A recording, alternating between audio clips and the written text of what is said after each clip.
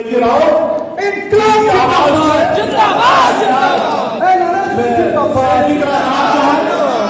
इनके आवाज से अधिकारी थर्राते हैं और झूठा नहीं हकीकत जो है ये अपने रिमूवल का पीरियड की भी बात बताएंगे कि इन्होंने कैसे संघर्ष किया है।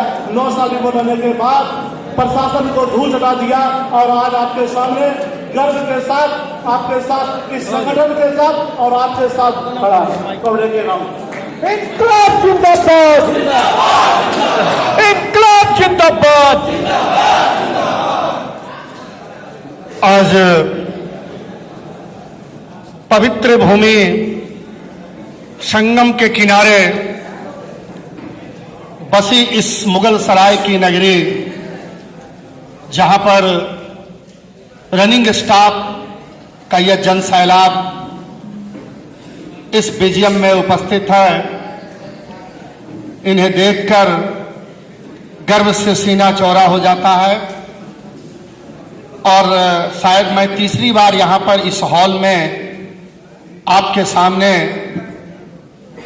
2 शब्द कहने के लिए उपस्थित हुआ हूं।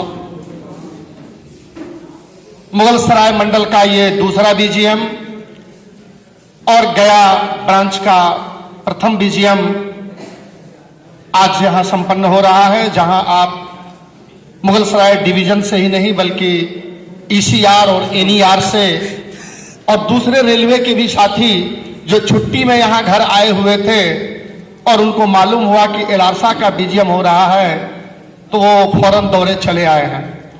यह मंच प्रेम प्रदीप मंच, प्रेम प्रदीप मंच यह एक परंपरा है कुछ संगठनों का, हमारे संगठन का, कि जिनकी जिंदगी रेल सेवा, देश सेवा, संगठन सेवा में चली जाती है, असामयिक निधन हो जाता है, उनकी शहादत होती है। हम उनको सम्मान देने के लिए उस मंच का नाम हम उनके नाम से रखते हैं। यह उनको एक ट्रिब्यूट है, उनको एक श्रद्धांजलि देने के लिए इस मंच का हम नाम रखते हैं। और आज इसी मंच पे हमारे तमाम सीनियर लीडर्स, हमारे कोलिग्स, हमारे अभिभावक और आप भारतीय रेलवे के योद्धा, कर्मवीर, भारतीय रेलवे के सारथी, भारतीय रेलवे के आन बान और शान, भारतीय अर्थव्यवस्था की सबसे बड़ी पहचान यहां पर उपस्थित है। मैं आपको लाल सलाम करता हूं, तहे दिल से इस्तकबाल करता हूं।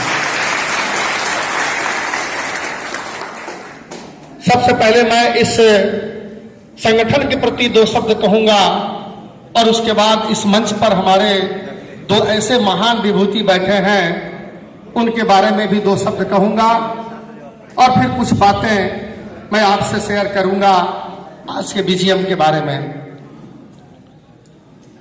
हम अपने पूर्वजों की विरासत बढ़ाने चले हैं। ये हमारे पूर्वजों की विरासत है। जो हमारे प्रसाद साहब बैठे हैं, इनसे पहले और भी बहुत बड़े बड़े त्यागी व्यक्ति, समर्पित व्यक्ति इस संगठन को बनाया और यहां तक लाया। तो हम अपने पूर्वजों की विरासत बढ़ाने चले हैं, इस एलारसा का झंडा लहराने चले हैं। कोई छीन न ले उन शहीदों की विरासत, कोई छीन न ले उन शहीदों की विरासत। हम आपको सिर्फ जगाने चले हैं, हम आपको सिर्फ जगाने चले हैं। हम सिर्फ आपको बताने आए हैं।